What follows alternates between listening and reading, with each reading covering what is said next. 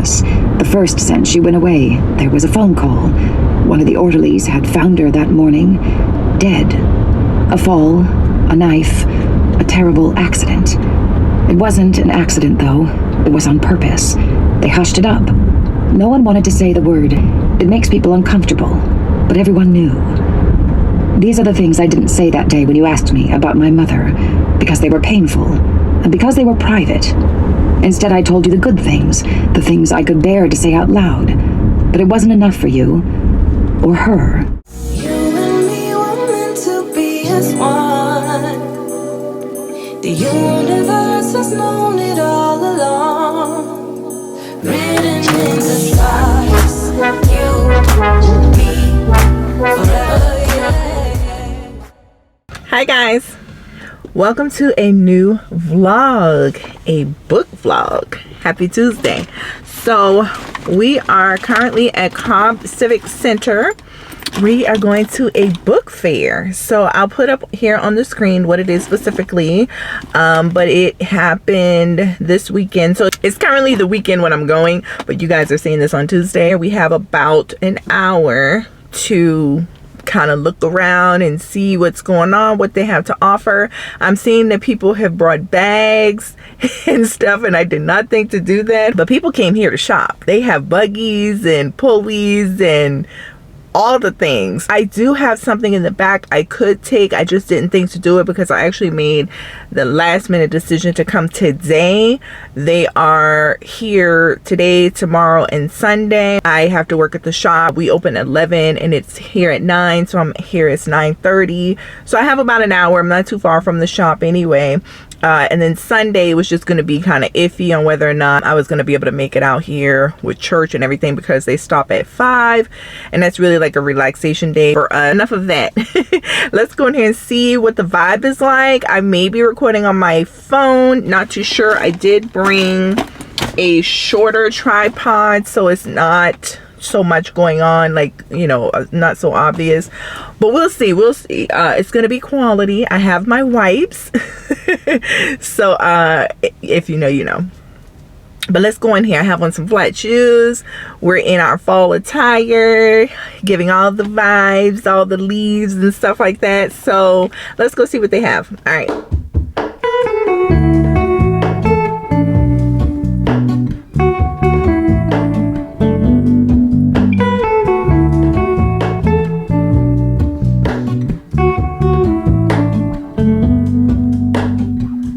Hello, Ramona.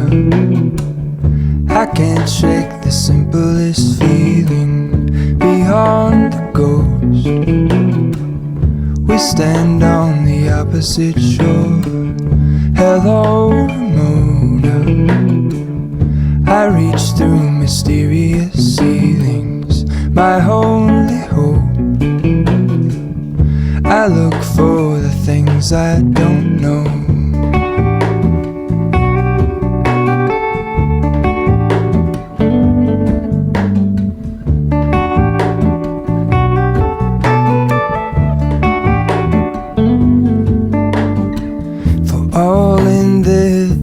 I stand alone. Show me where the ending goes. Honestly don't. Hey you guys, welcome to ShanaJaye and Eric. It's Booktober, which means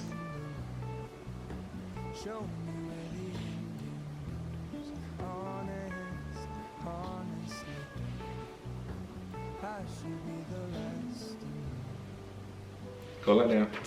It's Booktober, which means it's also Hubby's takeover. So this Tuesday, I'm gonna go through books I've completed, give you a quick thought and rating on them.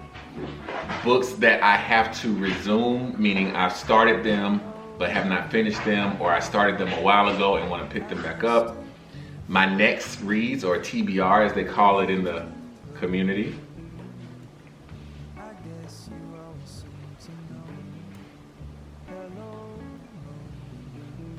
Go let down. And I also have 3 books that I want Wifey to read to close it out. So we'll start off with what I've already read. So you guys, I've been in the, I guess you would call it self-help phase. I won't go too in depth with a lot of these books because you've seen it before in previous, go lie down, Shadow. Sorry, you guys. You've seen it before in previous vlogs, but I'll just kind of gloss over it and then talk about the one that's kind of highlighted here that I just finished. A lot of good stuff in it. So first up is Tim Rode and Pat Haben, The Quitter's Manifesto. Again, a tongue-in-cheek purchase by me and wife. We saw it at the bookstore, we picked it up.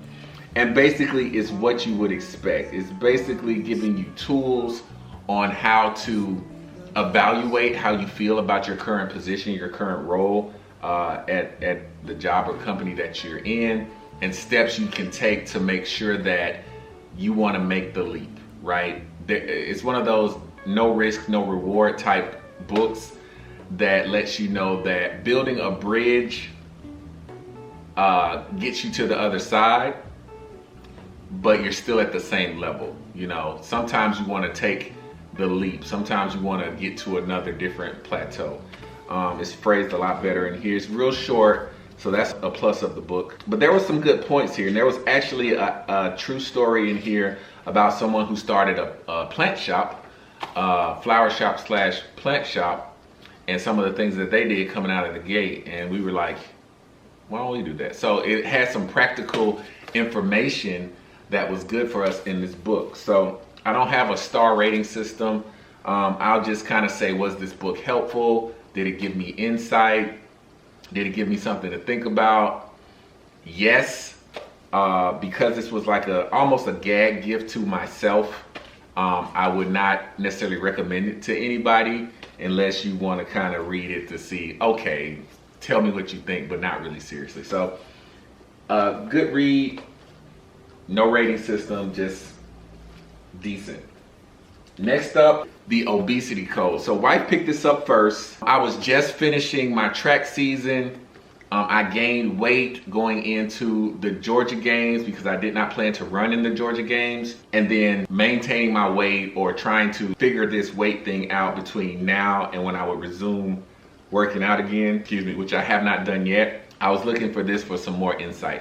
We frequent a YouTuber, actually a few, Dr. Ekberg, Dr. Eckstein, DeLauer, and Autumn Bates are doctors and nutritionists on YouTube. There are a couple others. Jeff Neppert is another guy. Will Tennyson, he's funny, but he's also a health and fitness guy. And I frequent their content for information on fasting, workouts, things like that. Good information there. And a lot of it in this book was co-signed. The main takeaway here is nothing revolutionary. It's just really attacking the problem of what causes insulin to go up.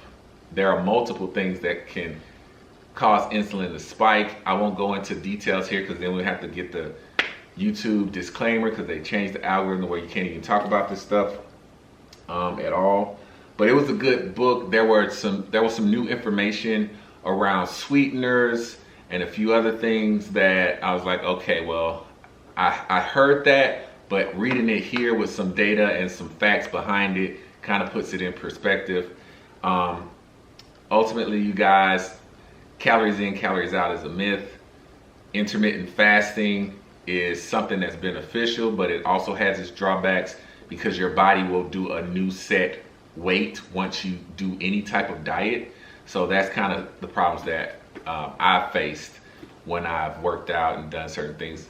On the podcast channel, we're going to do a whole video where we just kind of talk about our health and wellness and fitness and weight loss journey, tying it back to scripture, and I'll probably pull out some stats and figures from this. So this was a good read. I would recommend it if you're not familiar with intermittent fasting, insulin resistance, insulin sensitivity, all that stuff, and things you can do to help control your weight. It has some practical advice in the later chapters on what you can do.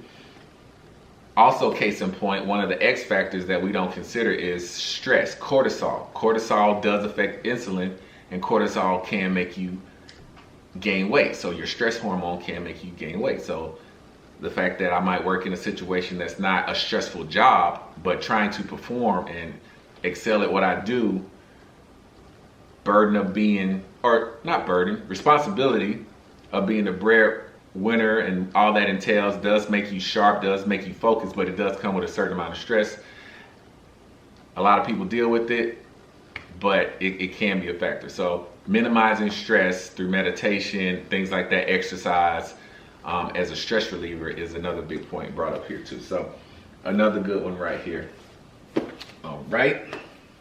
Next completed book, Atomic Habits. Again, I spoke on this briefly in a previous vlog. One thing I will say is that it does give you practical things that you intuitively know, but it just outlines it for you. So one of the things that I did like that wifey said after she read a piece of it was, every decision you make does not define you, but every decision you make is a vote for who you want to be. So, you know, me eating, I just had Dough in the Box, one of my favorite donut spots in the area, and I had 4 donuts. That's a bad decision, and that's me making a vote to remain overweight. But that singular vote does not define me, but if I continue to make those votes, then that is eventually who I will become, or who I am voting to become. So put very practically there, it kind of, you know, highlights that, points that out for you. There's a lot of historical anecdotes, Michael Phelps, generals, presidents, things like that, kind of tied up in a bow. So, you know, it's a good read.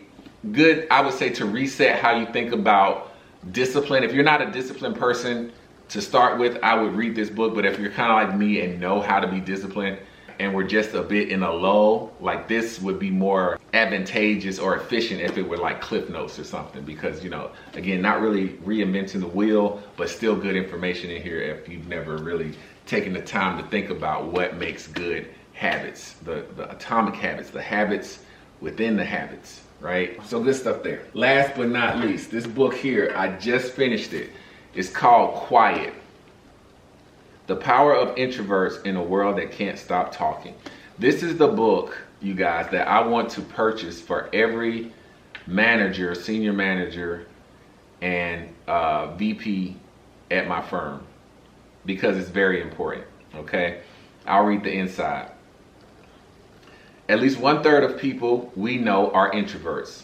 They are the ones who prefer listening to speaking, reading to paint to partying, who innovate and create but dislike self-promotion, who favor working on their own over brainstorming in teams.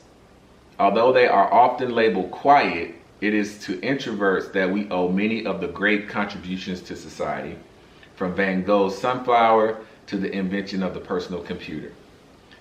Passionately argued, impressively researched, and filled with indelible stories of real people, Quiet shows how dramatically we undervalue introverts and how much we lose in doing so.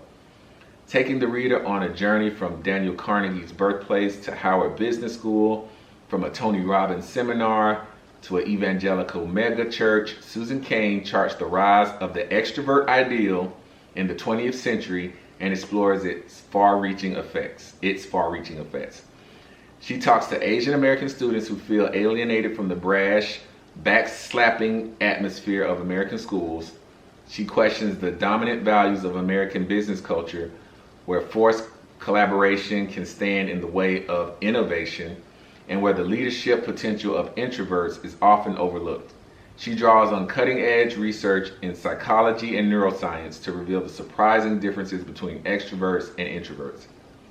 Perhaps most inspiring, she introduces us to successful introverts, from a witty, high-octane public speaker who recharges in solitude after his talks too. Okay, it's even more. Continued on the back flap, y'all. To a record-breaking salesman who quietly taps into the power of questions. Finally, she offers invaluable advice on everything from how to better negotiate differences in introvert-extrovert relationships, to how to empower an introverted child, to when it makes sense to be a pretend introvert. This extraordinary book has the power to permanently change how we see introverts, and equally important, how introverts see themselves. So yeah, that outlines everything in this book. It was a great read.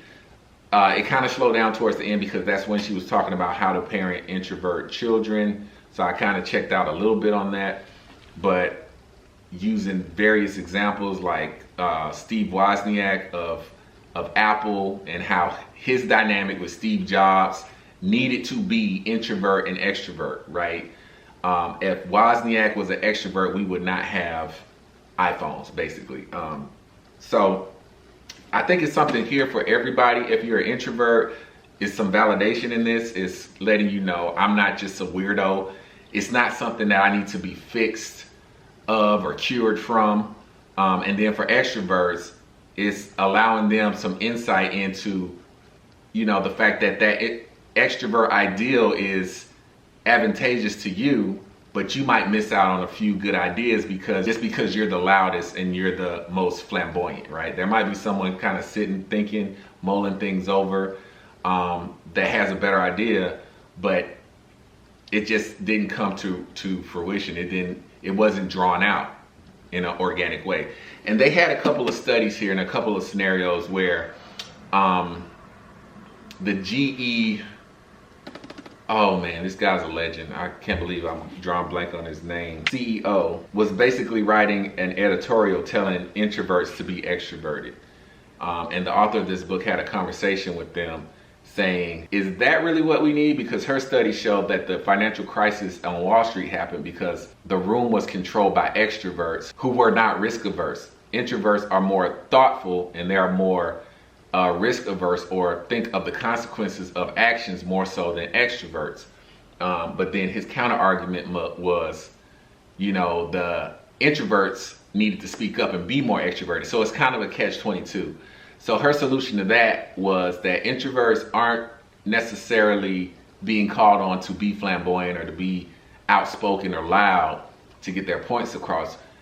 If what we strive in and what our strengths are based in is around presentation, thoughtful research, and an email, we have to make sure we get that out. Because at the very least, you send that email to say, hey, this isn't a good idea. At least you got and I told you so, from the extrovert who wanted to listen to, you know, Chad and Roy and Brent in the conference room. So this book here is, I guess I do have a rating system for this. 5 out of 5, like I said. I'll probably buy a couple Christmas copies and stuff this in a couple of managers'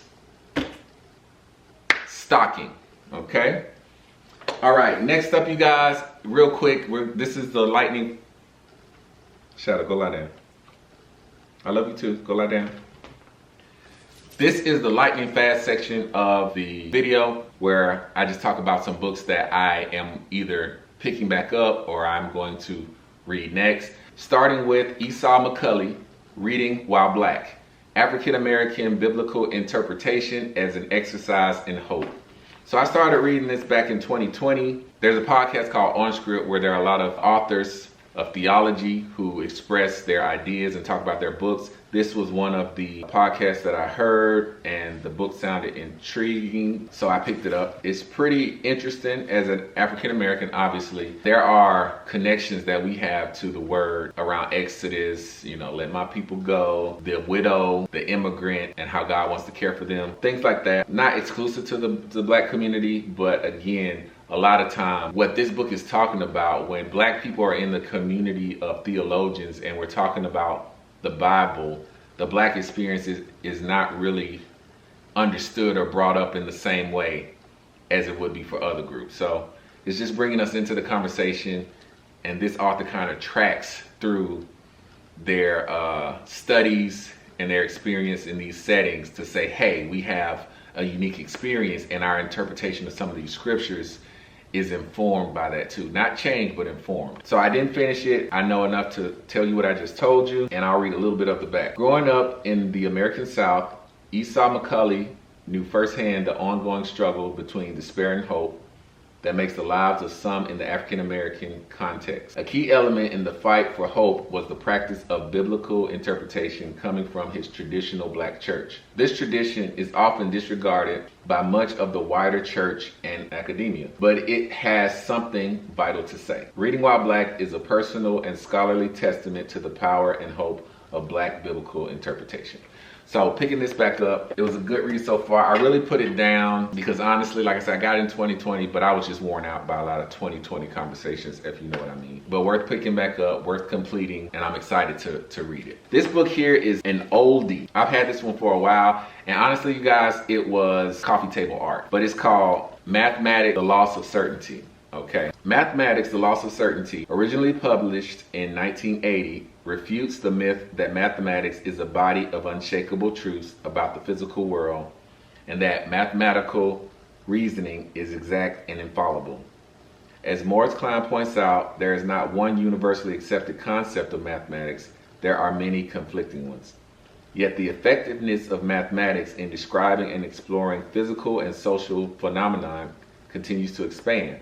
Mathematical activity is flourishing as never before, with the rapid changes in computer science and the search for quantitative relationships in the social and biological sciences. Are we performing miracles with imperfect tools? Klein adds provocatively.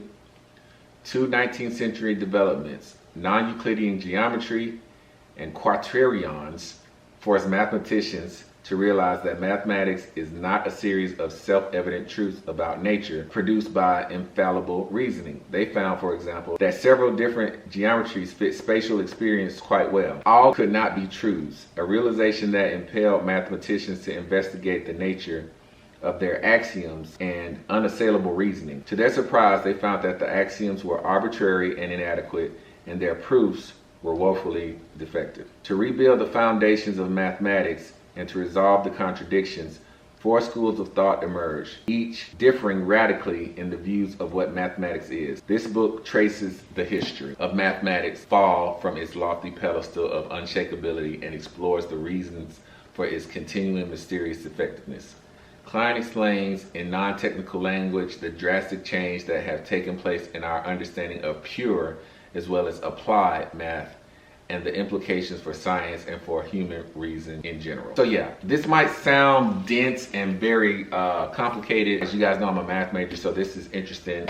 When it said non-Euclidean geometry, we grew up learning Euclidean geometry.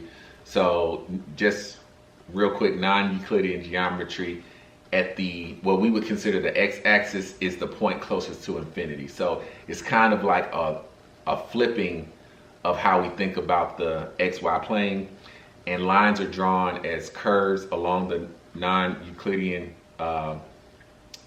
plane or the non-Euclidean axes. Non-Euclidean, as you can see, is just a bit more complex, and it's good for modeling things in terms of calculus, astronomy, you know, things of that nature that day to day we're not really concerned about. I mean, I'm sure some of that was used in some of the algorithms and things used in Wall Street for some of their models, but for us day-to-day folks, it's just, and it's one of those use it or lose it type things. So I've lost most of it, so this will be a good read.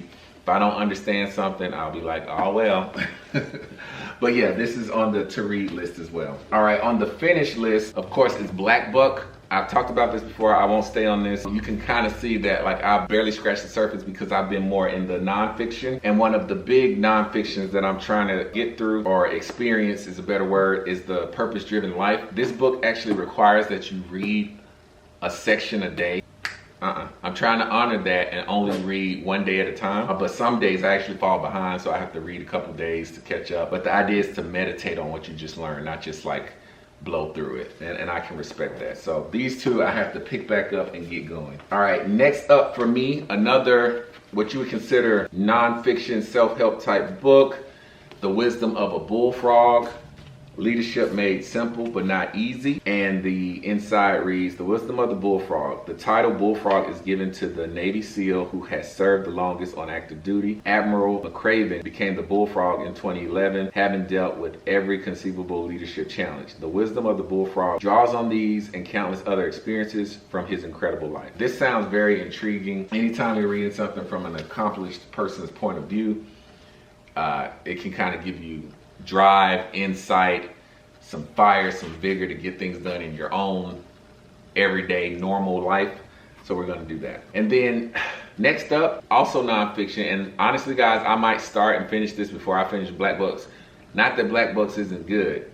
It's just I gravitate to swords and sandals. But let me read the back and see what we got. Achilles, the best of all the Greeks, son of the cruel sea goddess Thetis and the legendary king Peleus, is strong, swift, and beautiful, irresistible to all who meet him. Patroclus is an awkward young prince, exiled from his homeland after an act of shocking violence. Brought together by chance, they forge an inseparable bond despite risking the gods' wrath. They are trained by the centaur Chiron in the arts of war and medicine, but when word comes that Helen of Sparta has been kidnapped, all the heroes of Greece are called upon to lay siege to Troy in her name. Seduced by the promise of a glorious destiny, Achilles joins their cause, and torn between love and fear for his friend, Patroclus follows. Little do they know that the cruel fates will test them both as never before and demand a terrible sacrifice.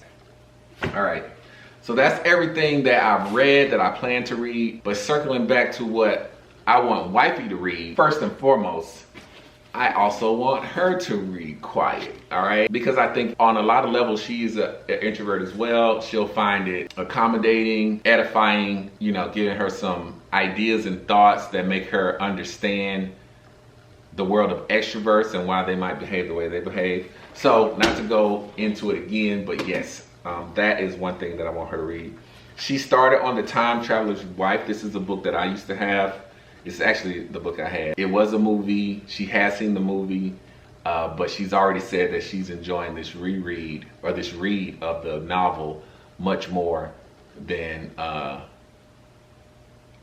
what she remembers from the movie. So that. And then last but not least, you guys, this is a fiction, non-fiction book. What do I mean by that? This book, Batman and Psychology, A Dark and Stormy Night by Travis Langley. Okay, let me read the back. Does the Dark Knight have bats in his belfry? Why does Batman really wear a costume to fight crime? Why are his most intimate relationships with bad girls he ought to lock up? And why won't he kill that homicidal clown? Batman is one of the most compelling and enduring characters to come from the golden age of comics. And interest in his story has only increased through countless incarnations since the first appearance in 1939's Detective Comics 27. Why does the superhero without superpowers fascinate us so much? Batman and Psychology examines the complex inner world of Batman and Bruce Wayne and the life and character of Gotham City. What would Freud, Jung, and other professionals say about how childhood trauma spawned his life's mission? Is Batman neurotic, psychotic? Does he have PTSD, OCD, or any other mental illness?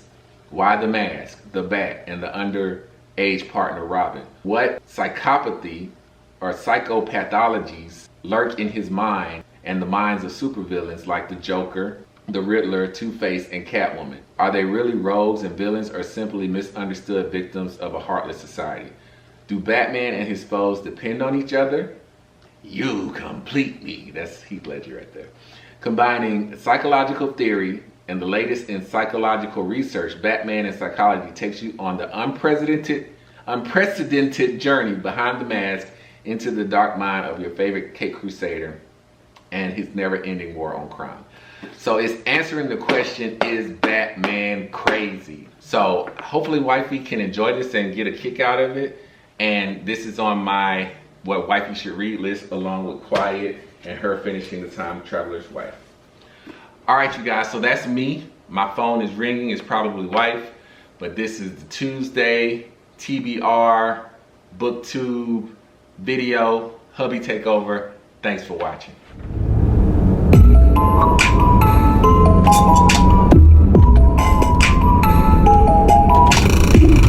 Listening Library presents A Good Girl's Guide to Murder by Holly Jackson. Read for you by Bailey Carr, with performances from a full cast. Because I don't really know what my final report will be yet, or what will end up being important. I will just have to wait and see where I'm at after all my investigating. Oh, my ponytail's too high. Hey guys. So it's a new day. I did not pick the camera back up after leaving the book fair yesterday because I had to get to the shop. And I'm on the way to the shop now. I was trying to see if I could get to McAllister's and get a sandwich, but I may not have time. just to get like a little deli sandwich.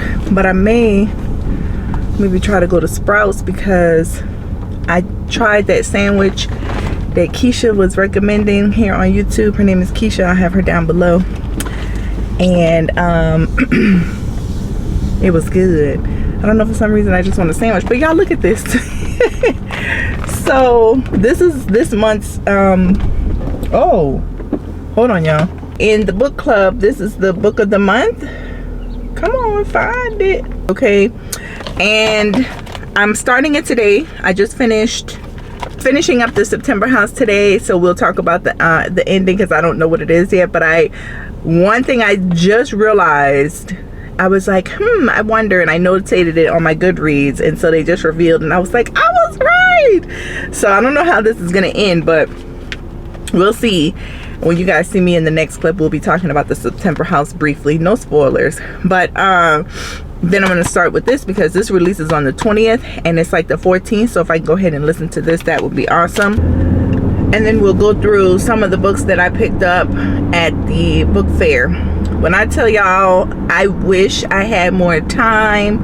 I wish I had a better way to carry the books. And I really wanted to make like a second trip, but I had to, you know, go to the shop. So I only had like an hour and a half to look, and it was so crowded. I think I've showed some pictures here or video, but there is happening again today and then tomorrow. So I don't know if maybe hubby will be like, yeah, we can go by. Maybe I can convince him and see like what else has been put out.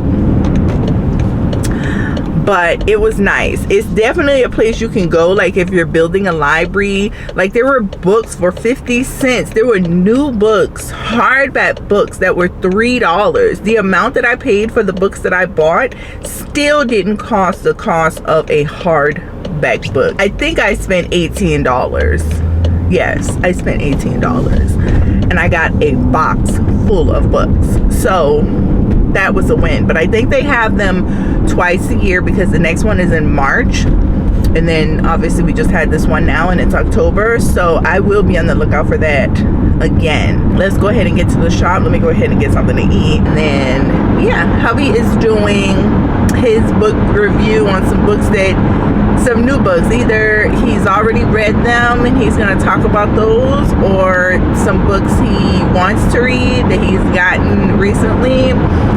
So you guys will be seeing him somewhere in here. So this is going to just be a book haul. This is a book haul. All right, happy Booktober, week 3.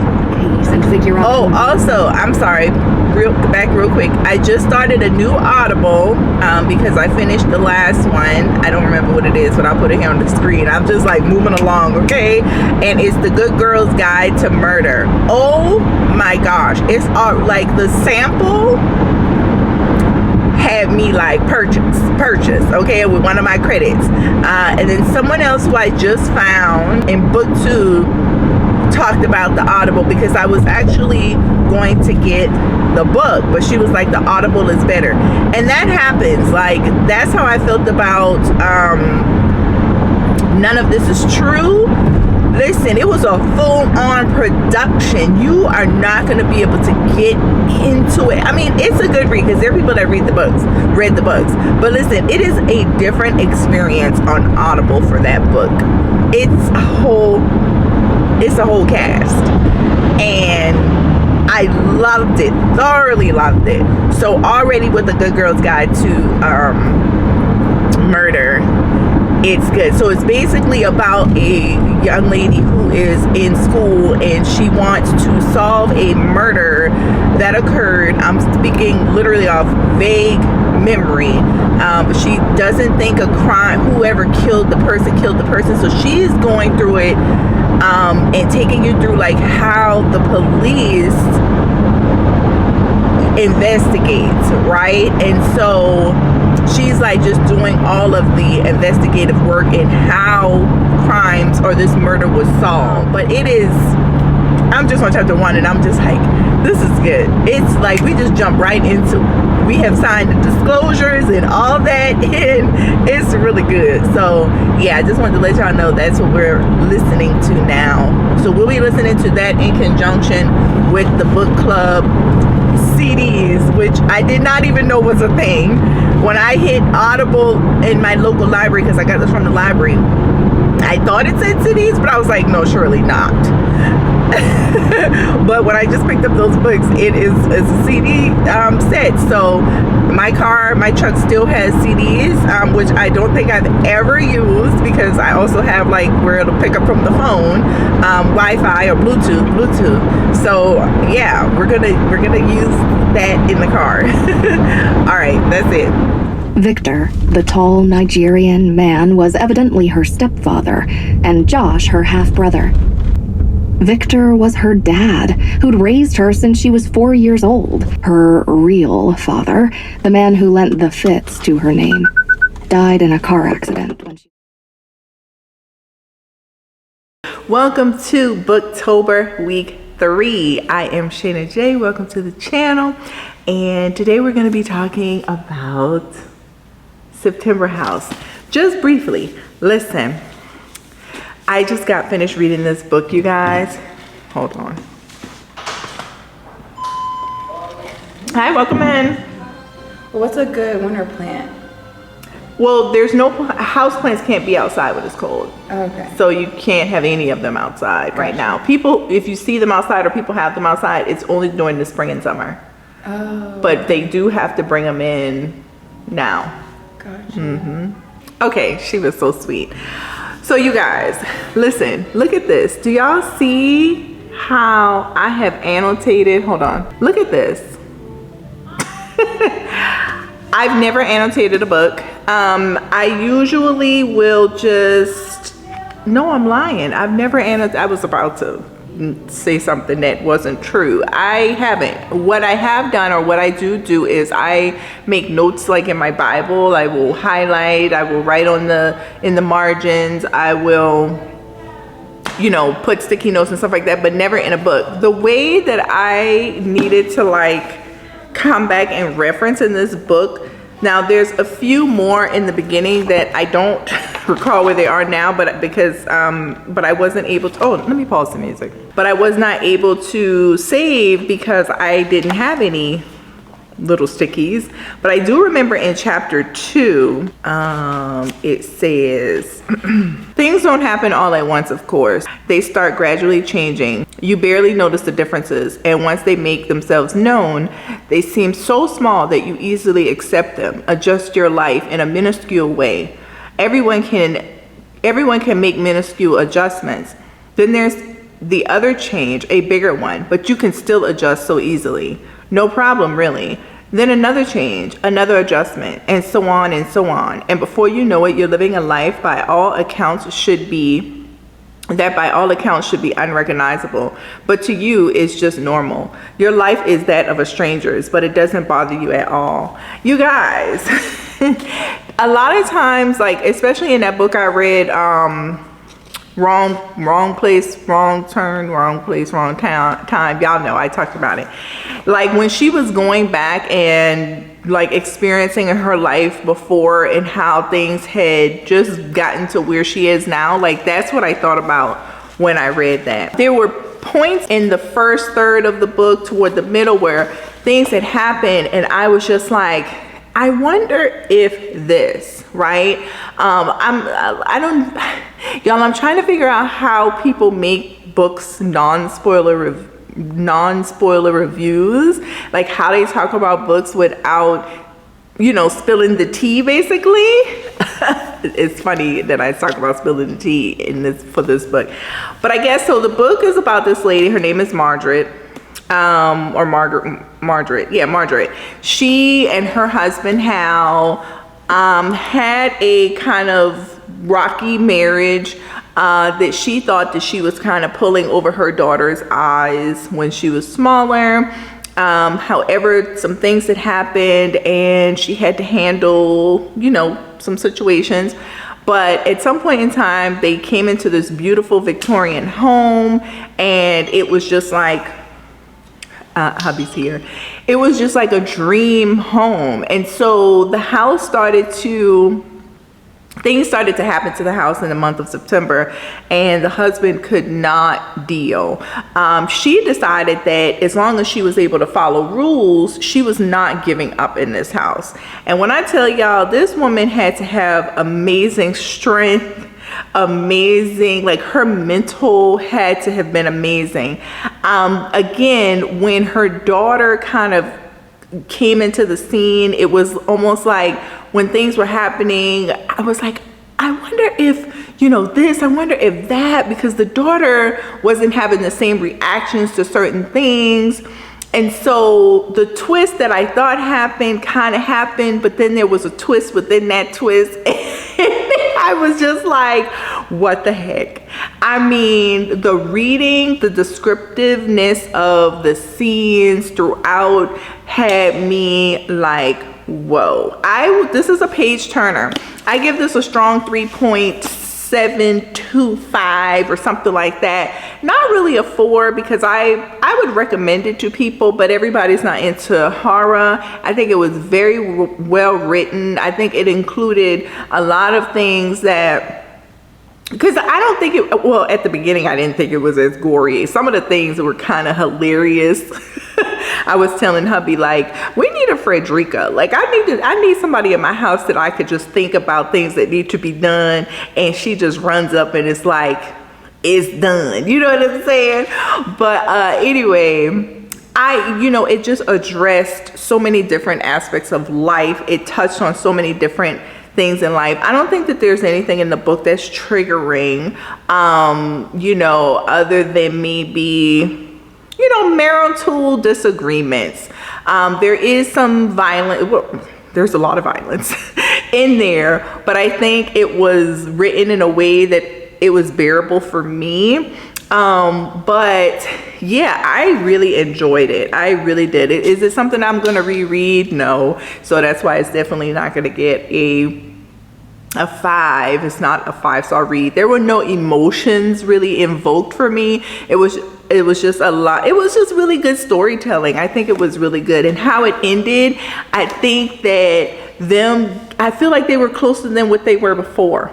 They had each other's back in a way that was just like, because I know for me, like how Margaret handled several situations. I know for me as a mother, I definitely was like, I know that's right, girl. Like, I know that's right. Okay, you better be a mom.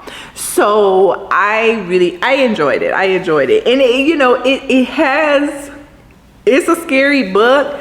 Did it have me scary? Like, I can't sleep at night? No. If I had to rate it on a scale of scariness, like PG-13, R, X, if whatever that is, gory or whatever, I would say this is PG-13. I say it's PG-13. So I really did enjoy September House. If you have read it, leave some comments down below and let me know. I mean, I feel like it could be a 4, but that's why I'm saying a strong, round up. Take that 3.725 and round up to a 4. I hate that on Goodreads you can't do at least half stars. It has to be like a 3 or a 4 or a 5. And so it's like, even if at a half a star, you would round up to 4. But I want to put that extra number in there so you guys know that it's a good read. It's a good read. So that one is going to be on the shelf of read. So really quickly, because we're literally about to close and I know hubby's going to be walking in here very soon, let me just go through the books that I did pick up at the Cobb County Book Fair or book event. I'm not sure what it's called. So it's called Forget Tomorrow. This is called Forget Tomorrow, and it's by Pentip Dunn. I guess that's how you pronounce the name. So okay, how do you change your future when it's already been determined? Imagine a world where your destiny has already been decided by your future self. It's Callie's 17th birthday. She's eagerly awaiting her vision, a memory sent back in time to sculpt each citizen into the person they're meant to be. A world-class swimmer, a renowned scientist, or in Callie's case, a criminal. In her vision, she sees herself murdering her gifted young sister. Before she can process what it means, Callie is arrested and placed in prison. The only person who can help is her childhood crush, Logan, a boy she hasn't spoken to in 5 years. Logan breaks her free, but can she trust him? He's almost the same boy she remembers, but now he's a whole lot hotter, and he's got his own past to deal with. Callie's falling for him fast, but she soon learns he has secrets of his own, secrets that mean they can never be together. Now Callie's on the run, not only from the government, but also from her fate. If she wants any hope of a future with Logan, she must find a way to protect her sister from the biggest threat of all, herself. Y'all, I was like, this sounds good. So I actually, like, whenever I see a book that I am interested in, I look on Goodreads to kind of get an idea, like, is this gonna be a flop or a fail for me? Not that I've read some books that I thought were 5-star reads and other people think are 3-star reads, but like if it's a hard 1 or 2, I'm not gonna read it. This has lots of 4s, and I'm just like, it sounds good. So this was one that I picked up. Okay, another one is This Tender Land. Okay, so this one is by William Kent Kruger, I think that's how you say it. In the summer of 1932, on the banks of Minnesota, Odie O'Bannon is an orphan confined to the Lincoln Indian Training School, a pitiless place where his lively nature earns, boy, this blue against this white, nature earns him the superintendent's wrath. Forced to flee after committing a terrible crime, he and his brother Albert, their best friend Moose, and a broken-hearted little girl named Emma steal away into a canoe, heading for the mighty Mississippi and a place to call their own. Over the course of one summer, these 4 orphans journey into the unknown and cross paths with others who are adrift, from struggling farmers to traveling faith healers to displaced families and lost souls of all kinds. With the feel of the modern classic, This Tender Land is an enthralling, big-hearted epic that shows how the magnificent American landscape connects us all, haunts our dreams, and makes us whole. I feel like this sounded really good. This sounded really good.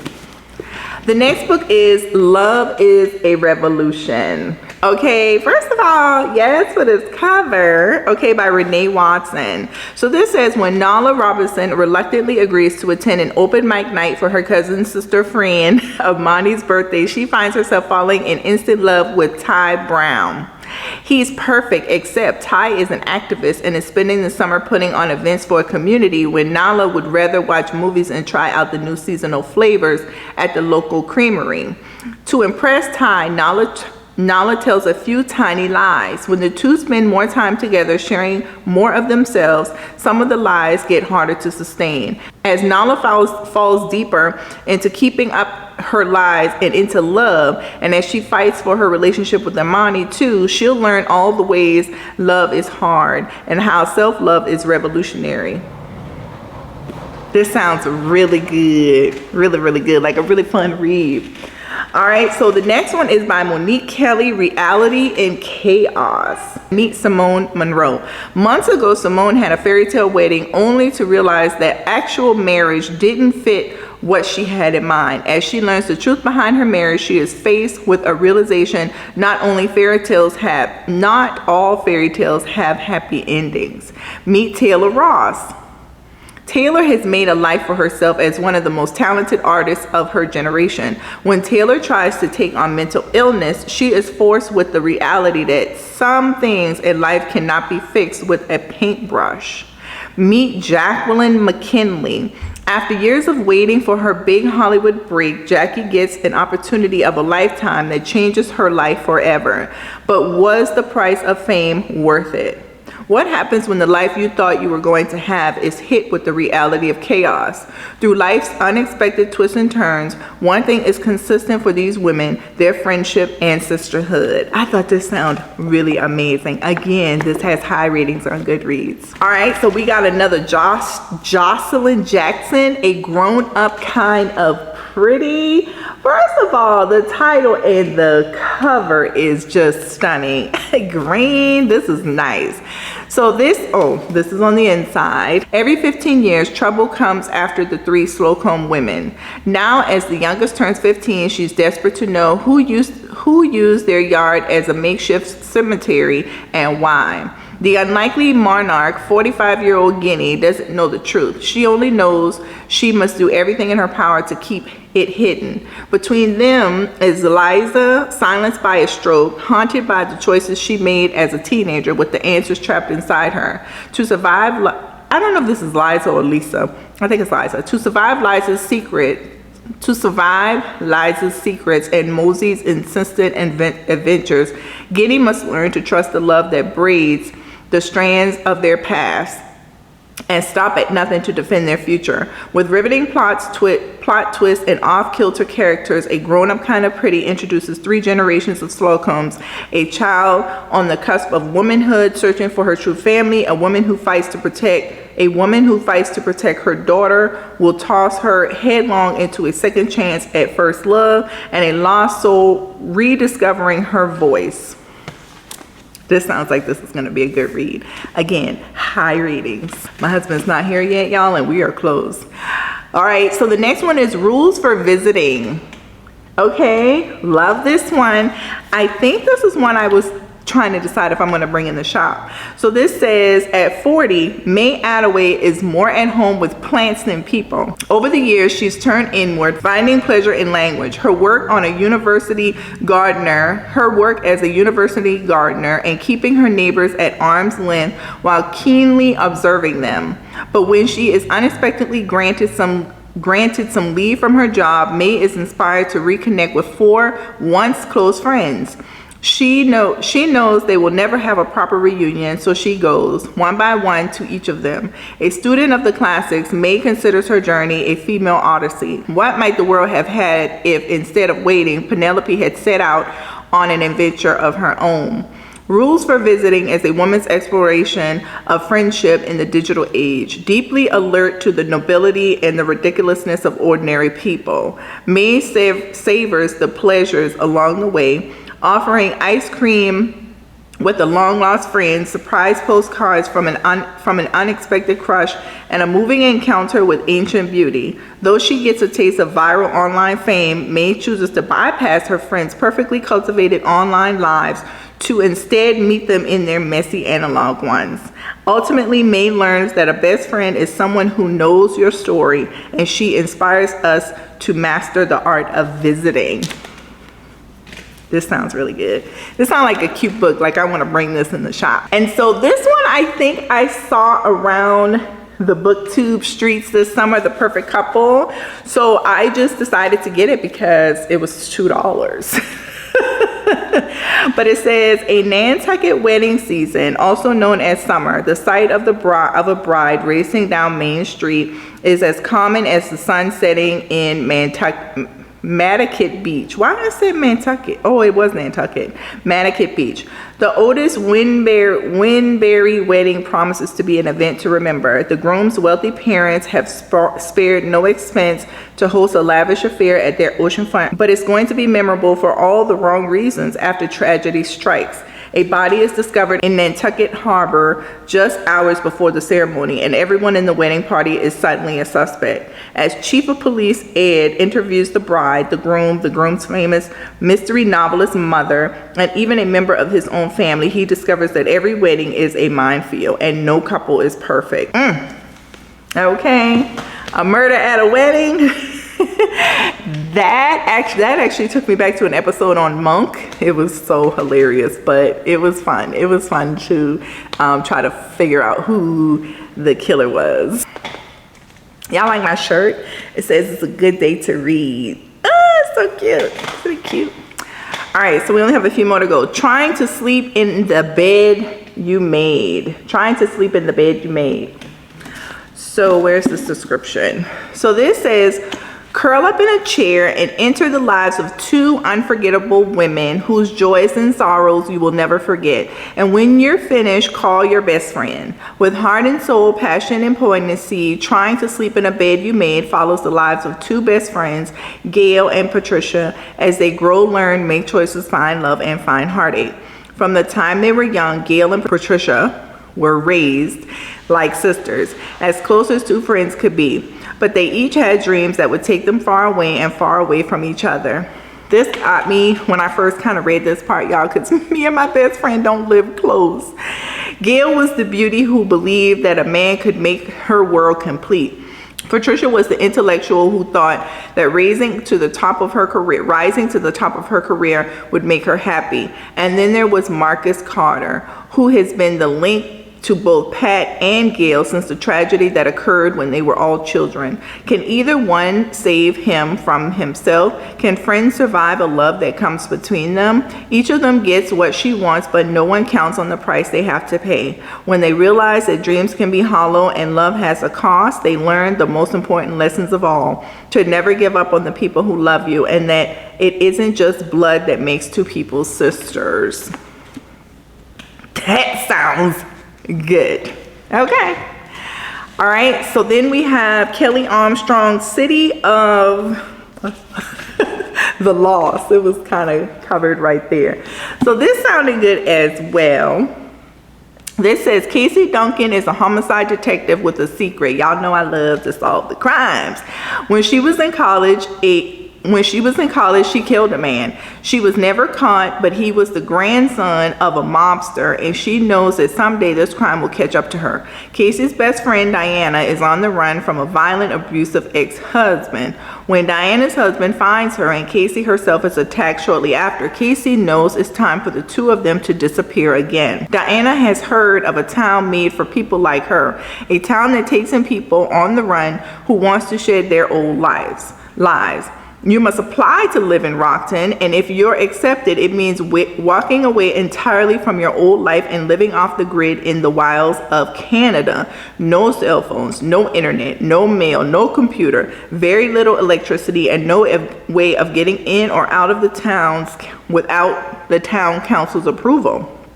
As a murderer, Casey isn't a good candidate, but she has something they want. She's a homicide detective, and Rocktown has just had its first real murder. She and Diana are in. However, soon after arriving, Casey realizes that the identity of the murderer isn't the only secret Rocktown is hiding. In fact, she starts to wonder if she and Diana might be in even more danger in Rocktown than they were in their own lives. An edgy, gripping crime novel from a best-selling urban fantasy writer, City of the Lost boldly announces a major new player in the crime fiction world. This was like, yes, I want to read this. A place where murderers or criminals go, and then there is a crime committed there. Like, what do you think? Because you went to this town that the people weren't going to be who they were? That's Hubby. Do he have a key? Hold on, y'all. Okay, you guys, so 2 more books. So this one is Where the Crawdads or Crawdads Sing. This one of the 2. But listen, this book right here, you guys, I think it's like some special print because it has like this gold foil covering, and the rest, I'm trying to see if there's some type of signature in here. Let me show y'all. So this is what like the printing right now looks like. So do you see the difference here? I hope it's in frame. Another thing that I like is that it doesn't have Reese's Book Club or Oprah's Book Club stamped on the front. It's like, why do they think everybody wants that on their books? So this does not. Now, I've heard really good things about this. It says it's a deluxe edition. So it says, how long can you protect your heart? For years, rumors of the Marsh Girl have haunted Barkley Cove, a quiet town on the North Carolina coast. So in late 1969, when husband Chase Andrews is found dead, the locals immediately suspect Kaya Clark, the so-called Marsh Girl. But Kaya is not what they say. Sensitive and intelligent, she has survived for years along the marsh that she calls home, finding friends in the gulls and lessons in the sand. Then the time comes when she yearns to be touched and loved. When 2 young men from the town become intrigued by her wild beauty, Kaya opens herself to a new life until the unthinkable happens. At once, an exquisite ode to the natural world, a heartbreaking coming-of-age story, and a surprising tale of possible murder, where the Crawdads Sing has touched the hearts of millions of readers around the world. That's like a summary of the bottom. But this sounded interesting. But like I said, a lot of people have read this and talked about it, and so I feel like this is one of those books where I want to be in that number. So the last book is Far From Tree, and this actually has dual authors, Virginia D. Berry and Donna Grant, if you see here. I don't know if I've read a book like that yet, but I know that that's a thing. Gosh, this has like that ancient calligraphy type wording. I hope I can read this with some sense, you guys. Celeste English and Ronnie Fraser are sisters, but they couldn't be more different. Celeste is a doctor's wife living a perfect and elegant life, but secretly she is terrified. Her marriage is falling apart, and her need to control the people around her threatens to alienate her entire family. And Celeste allows no one to see how vulnerable she really is. Ronnie is an actress living in New York. She is, however, living a lie. Though she wants everyone to think that her life is one of the high glamour and budding fame, she has no money and no home, and her life is held together by chewing gum, paper clips, and spit.